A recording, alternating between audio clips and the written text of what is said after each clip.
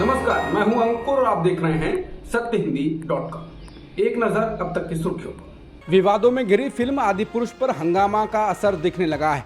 First weekend पर अच्छा collection करने के बाद फिल्म की कमाई में सोमवार को 75% की गिरावट आई है।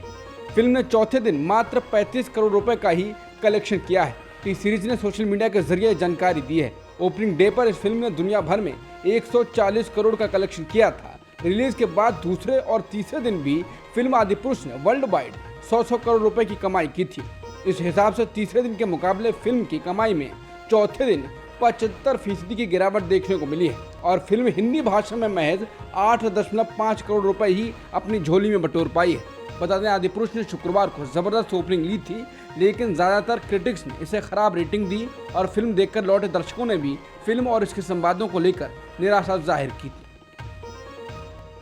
मणिपुर में चल रहे संकट के बीच कांग्रेस सहित कुल 10 राजनीतिक दलों ने प्रधानमंत्री मोदी को एक पत्र लिखा है, जिसमें हिंसा को हल करने के लिए उनके तत्काल हस्तक्षेप की मांग की गई है। उन्होंने प्रधानमंत्री मोदी की स्पष्ट चुप्पी पर सवाल उठाया है।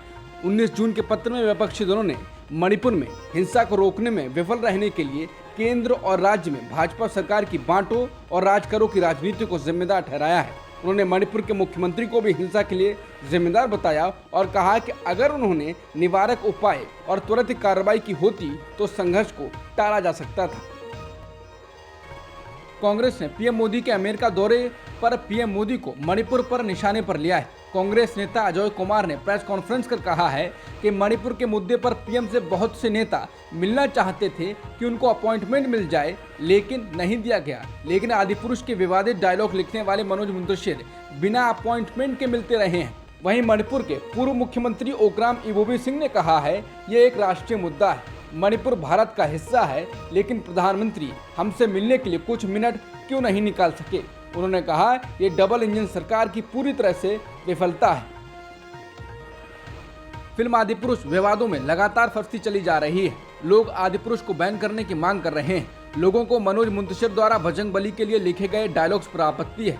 वहीं इस बीच अब मनोज मुंतशिर ने एक बयान दिया है जिस पर बवाल मचा हुआ है। अब मनोज मुंतशिर ने अपने बचाव में कहा है कि बजरंग बली ने भगवान राम की तरह से संवाद नहीं किए हैं, क्योंकि वो भगवान नहीं भक्त हैं। भगवान हमने उन्हें बनाया है, उनकी भक्ति में वो शक्ति थी, इसी की वजह से वो निशाने पर आ गए हैं और लोग उन पर गुस्सा निकाल रहे हैं। उत्तर प्रदेश सरकार में मत्स्य पालन मंत्री संजय निषाद ने कहा है कि प्रयागराज में निषाद राज के किले पर बनी मस्जिद अवैध है। उन्होंने चेतावनी देते हुए कहा कि अगर मस्जिद को हटाया नहीं गया तो निषाद समाज के लोग इसे गंगा में बहा देंगे। बलिया में कार्यक्रम में निषाद ने कहा, भगवान राम ने जहां रात्रि विश्राम किया हो वहां उसके सीने पर मस्जिद रहेगी, ये कैसे संभव है। लव जिहाद के साथ अब क्या लैंड जिहाद होगा। बता दें, निषाद पार्टी के संस्थापक संजय निषाद यूपी विधान परिषद के सदस्य हैं और राज्य में कैबिनेट मंत्री हैं। देश के कई राज्यों में भीषण लू से हालात खराब होने और कुछ राज्यों में लोगों की मौत की खबरें आने के बीच केंद्र ने कुछ कदम उठाए हैं। केंद्रीय स्वास्थ्य मंत्री मनसुख मंडाविया ने देश में तैयारियों की समीक्षा के लिए आज एक उच्च स्तरीय बैठक की अध्यक्षता की। बैठक में मनसुख मंडाविया ने कहा कि 5 सदस्यीय टीम लू की स्थिति से सबसे ज्यादा प्रभावित राज्यों का दौरा करेगी।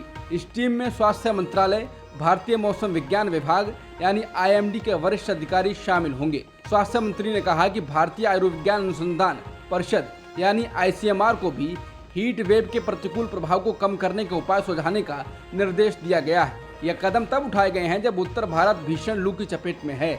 4 राज्य उत्तर प्रदेश, बिहार, झारखंड और ओडिशा बुरी तरह प्रभावित हुए हैं। सिर्फ उत्तर प्रदेश में ही पिछले कुछ दिनों में करीब 100 लोगों की मौत की खबर है। इसमें से बलिया में ही कम से कम 68 लोगों के मारे जाने की आशंका है। पटना में 23 जून की विपक्षी बैठक से पहले हो रहे घटनाक्रम काफी महत्वपूर्ण है। आम आदमी पार्टी प्रमुख केजरीवाल ने कांग्रेस से केंद्र की दिल्ली अधिसूचना पर अपना स्टैंड साफ करने को कहा है। 23 जून को होने वाली विपक्षी बैठक से पहले दिल्ली के मुख्यमंत्री अरविंद केजरीवाल ने आज मंगलवार को कहा कि उम्मीद है कि बैठक में सभी दल कांग्रेस पार्टी से अपना रुख स्पष्ट करने को कहेंगे। उन्होंने कहा कि उन्हें लगता है कि उस बैठक का पहला एजेंडा दिल्ली में लोकतंत्र को खत्म करने वाला केंद्र का अध्यादेश होगा। बता दें, केजरीवाल ने केंद्र के अध्यादेश को लेकर तमाम विपक्षी दलों और कुछ मुख्यमंत्रियों से मुलाकात की थी। सभी ने उन्हें सदन में इस अध्यादेश पर विरोध में मतदान करने का आश्वासन दिया है। केजरीवाल ने इस संबंध में कांग्रेस अध्यक्ष मल्लिकार्जुन खड़गे और राहुल गांधी से मिलने का समय भी मांगा था, लेकिन वो समय नहीं पा पाए। एक तरह ये कांग्रेस की ओर से इनकार का संकेत है।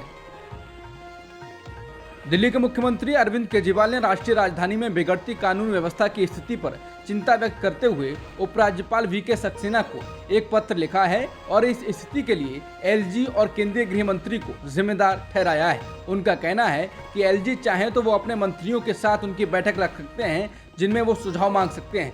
केजरीवाल ने लिखा है, मैं ये पत्र राष्ट्रीय राजधानी क्षेत्र दिल्ली में गंभीर अपराधों में खतरनाक वृद्धि की ओर आपका ध्यान आकर्षित करने के लिए तत्काल लिख रहा हूँ। स्थिति की गंभीरता को इस दुखद तथ्य से समझा जा सकता है कि दिल्ली में पिछले 24 घंटों में 4 हत्याएं हुई हैं। केजरीवाल ने उपराज्यपाल से दिल्ली की जनता के जीवन की सुरक्षा और विश्वास बहाल करने के लिए तत्काल और प्रभावी कदम उठाने का अनुरोध किया। उन्होंने जोर देकर कहा कि दिल्ली के निवासियों की सुरक्षा सुनिश्चित करने के लिए जिम्मेदार लोगों को अपने कर्तव्य में बार बार विफल होने के रूप में लोग न देखने लगे। पीएम मोदी आज मंगलवार को अमेरिका के लिए रवाना हुए हैं। अमेरिका में उनके स्वागत की जबरदस्त तैयारियां चल रही हैं। अमेरिका यात्रा के दौरान जेट इंजन टेक्नोलॉजी ट्रांसफर पर एक अभूतपूर्व सौदे की उम्मीद है। अगले 3 दिनों के लिए पीएम मोदी के कार्यक्रम में अमेरिकी कांग्रेस के संयुक्त सत्र का संबोधन, व्यापारिक नेताओं और भारतीय प्रवासियों के साथ बैठकें और अमेरिकी राष्ट्रपति जो बाइडेन के साथ व्हाइट हाउस में एक राजकीय रात्रि भोज शामिल है। प्रधानमंत्री को भाषण देने का निमंत्रण प्रतिनिधि सभा और सीनेट द्वारा दिया गया था। विदेश मंत्री एस जयशंकर ने कहा है कि किसी भी भारतीय प्रधानमंत्री ने इसे 2 बार संबोधित नहीं किया है। दुनिया भर में भी बहुत कम लोगों ने ऐसा किया है, विंस्टन चर्चिल, नेल्सन मंडेला, इसलिए इसका महत्व बढ़ जाता है।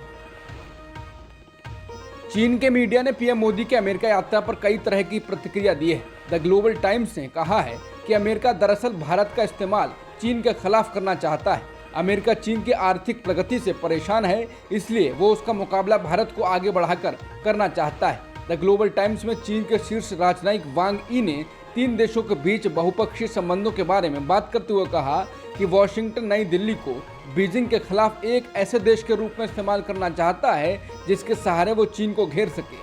चीन के पूर्व विदेश मंत्री वांग यी ने कहा कि अमेरिका की ये जियोपॉलिटिकल राजनीतिक गुणाभाग विफल होना तय है, क्योंकि ग्लोबल सप्लाई चेन में चीन की स्थिति को भारत या अन्य अर्थव्यवस्थाओं द्वारा हटाया नहीं जा सकता है। यानी भारत या कोई अन्य देश ग्लोबल सप्लाई चेन में चीन की जगह नहीं ले सकता है।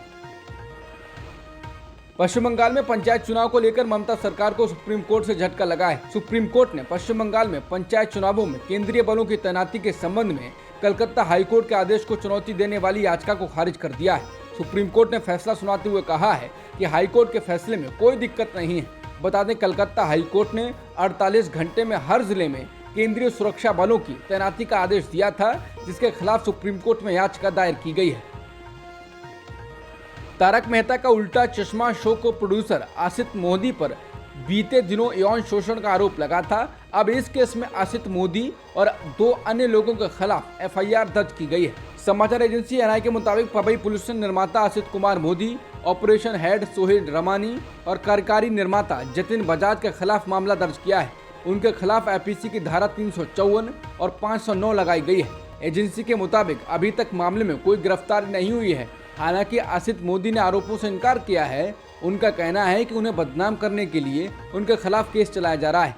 मुंबई पुलिस ने बताया कि उन्हें एक्टर की तरफ से लिखित शिकायत मिली थी। बता दें, जेनिफर मिस्त्री ने आसित पर यौन उत्पीड़न का आरोप लगाया था और अपनी बात को सोशल मीडिया पर बाइट के जरिए शेयर किया था। अब एफआईआर दर्ज होने से आसित पर खतरे के बादल मंडराने लगे हैं। अब तक की खबरों में इतना ही। बाकी खबरों के लिए बने रहिए सत्यहिंदी.com के साथ।